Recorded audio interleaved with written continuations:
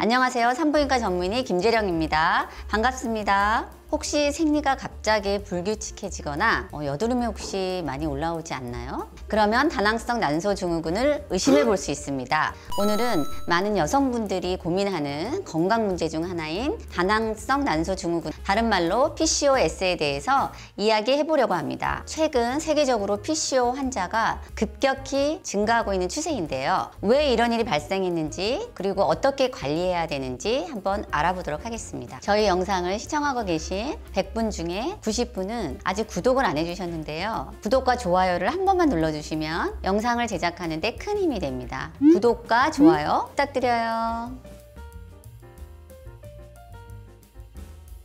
먼저 왜 요즘 다낭성 난소증후군 환자들이 증가하는 추세가 됐을까요? 그 이유 중 하나가 바로 생활 습관의 변화입니다. 우리가 먹는 서구화된 음식, 그리고 운동 부족, 스트레스, 비만 이런 것들이 그 원인이 될 수 있는데요. 특히 이 중에서 환경 호르몬의 증가가 이 PCO를 더 증가시키는 아주 주요한 원인이 되고 있습니다. 예를 들어서 우리 플라스틱에 들어있는 비스페놀 A와 같은 그런 환경 호르몬이 우리 몸에 에스트로겐의 역할을 하면서 호르몬 신호를 교란시켜서 더욱 이 PCO를 증가시키는 원인이 될 수 있다는 연구 결과가 있습니다. 자, 그러면 PCO에 걸리면 큰 문제가 되느냐? 대부분 PCO 환자들은 생리불순이나 난포의 수가 많은 것으로 저희가 진단을 하는데, 사실 가장 큰 문제는 절대 그게 다가 아닙니다. 이걸 장기적으로 방치하게 되면 당뇨, 그리고 고혈압, 심혈관 질환, 또 지방간, 우울증 등이 걸릴 수도 있고, 이게 또 장기화되면 자궁 내막암이나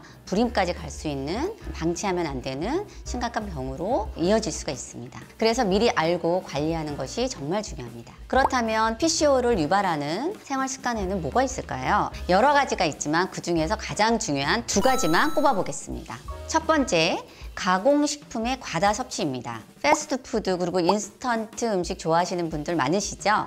하지만 이런 음식들은 혈당을 급상승시키고 인슐린까지 과다 분비하게 됩니다. 이로 인해서 인슐린이 과다 분비하게 되면 남성 호르몬도 과다 분비되어서 배란 장애까지 이르게 되는 거죠. 이렇게 고칼로리, 고당분 식단을 지속하면 체중 증가와 인슐린 저항성이 생겨서 PCO 발생 위험이 높아지게 됩니다. 두 번째, 불규칙한 수면이 그 원인이 될 수 있습니다. 수면 시간이 충분하지 않으면 스트레스 호르몬인 콜티졸이 증가하게 되어서 난소 기능에 영향을 줄 수 있습니다. PCO의 치명적인 음식 두 가지 중에 첫 번째는 단 음식을 들 수 있는데요. 예를 들어 케이크, 쿠키, 그리고 사탕, 빵, 아이스크림, 그리고 콜라 같은 당이 많이 함유된 음식과 음료들입니다. 이러한 음식들은 혈당을 급격히 올려서 인슐린 분비를 촉진하게 됩니다. 앞서 말씀드렸듯이 이러한 인슐린의 폭증은 난소에 악영향을 주어서 PCO의 증상을 악화시키는데요. 이 때문에 당장 단맛이 당기더라도 건강을 위해서 설탕 섭취를 줄이는 것을 권유드립니다.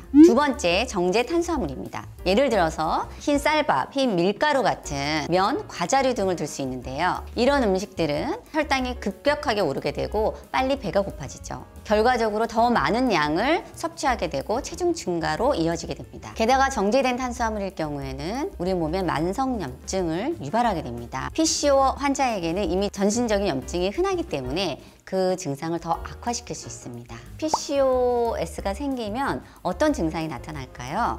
여러 가지가 있지만 그 중에 대표적인 전조 증상을 꼽자면 첫 번째 단서는 생리 주기의 변화입니다. 건강한 여성들은 보통 주기가 28일에서 30일 주기로 생리를 하지만 PCO가 있는 여성은 월경 주기가 보통 35일로 늘어지거나 3개월 넘어까지 생리를 안 하기도 합니다. 두 번째 단서는 남성 호르몬의 과다 분비입니다. 난소에서 남성 호르몬이 과다 분비되게 되면 여성인데도 턱이나 혹은 가끔 가슴이나 이런 곳에 털이 나기도 하고 다모증, 그리고 여드름, 간혹 탈모 같은 증상을 보이는 경우도 있습니다. 특히 턱 주변에 여드름이 많이 나시면 PCO를 의심해 볼 수 있습니다. 세 번째로, 체중 변화도 중요한 신호입니다. 딱히 음식을 많이 먹는 것 같지도 않은데 체중이 갑자기 늘어나거나 비만해지면서 생리가 불규칙해졌다면 한번 의심해 볼 수 있습니다. PCO 환자의 상당수가 과체중이거나 비만인 경우가 많습니다. 현재 PCO는 완전히 완치시키는 치료법은 알려져 있지는 않습니다. 하지만 나타나는 증상을 철저히 관리하고 개선할 수 있는 방법들은 많이 있는데요. 첫 번째로 1차적 처방은 경구 피임약 그리고 이노시톨, 비타민 D를 같이 처방해 드립니다. 피임약은 호르몬 균형을 잡아주고 생리를 규칙적으로 하게끔 도와줍니다. 또 남성 호르몬 수치를 낮춰서 여드름이나 다모증 같은 증상을 완화시켜 주기도 하고요. 비타민 D나 이노시톨은 인슐린 저항성을 낮추고 난소 기능을 강화시켜 주어서 같이 많이 치료제로 쓰이고 있습니다. 두 번째로는 BMI가 높으신 분들에게는 당뇨약 중에 하나인 메트포민을 처방하기도 합니다. 메트포민은 원래 혈당 수치를 낮추고 인슐린의 감수성을 높이는 약인데 PCO 환자의 인슐린 증상을 개선해서 무배란 상태와 남성 호르몬 과다 증상을 완화시키는 역할을 합니다. 그래서 과체중이거나 인슐린 저항성이 분명해 보이는 환자들에게는 메트포민을 처방해서 저희가 배란 기능을 회복시키기도 합니다. 마지막으로 PCO의 예방 및 관리를 위한 습관과 음식에 대해서 정리해 드릴게요. 크게 식습관 개선, 그리고 운동, 생활 리듬 세 가지로 말씀드릴 수 있습니다. 첫 번째, 식습관이 중요합니다. 평소에 혈당을 급격하게 올리는 음식을 피하시고 균형이 잡힌 식단을 드시는 것이 중요합니다. 특히 지중해식 식단처럼 통곡물, 그리고 채소, 그리고 생선, 불포화 지방산 이런 것들이 PCO 치료에 굉장히 도움이 됩니다. 예를 들면 흰 백미밥보다는 현미밥이나 잡곡밥을 드시고 버터나 마가린 대신 올리브유를 사용하시는 것을 권해드리고 붉은 고기보다는 등푸른 생선이나 콩, 두부 같은 식물성 단백질을 권해드립니다. 식이섬유가 풍부한 채소나 항산화 물질이 풍부한 과일도 매 끼니 챙겨 드시면 좋겠습니다. 두 번째, 규칙적인 운동입니다. 일주일에 최소 3회, 누적 150분 정도의 유산소 운동을 권해드립니다. 꼭 땀을 많이 흘리는 운동이 아니어도 빠르게 걷기, 조깅, 수영, 자전거 타기 같은 운동이면 충분해요. 규칙적으로 몸을 움직이면 체중 감소 및 인슐린의 감수성이 좋아져서 호르몬 균형을 맞추는 데 굉장히 도움이 됩니다. 여기에 근력 운동을 병행해서 근육의 양을 증가시키면 기초대사량이 증가하기 때문에 체중 관리에 더 유리하게 됩니다.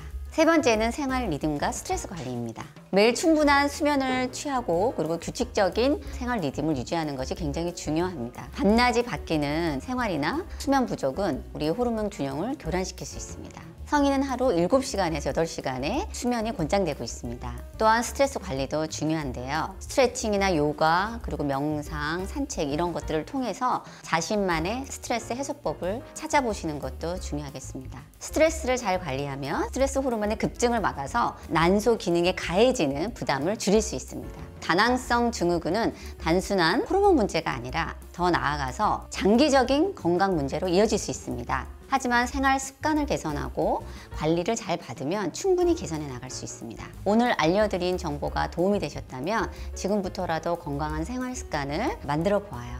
여기까지 산부인과 전문의 김재령이었습니다. 네, 영상이 좋으셨다면 구독, 좋아요, 알림 설정 부탁드립니다.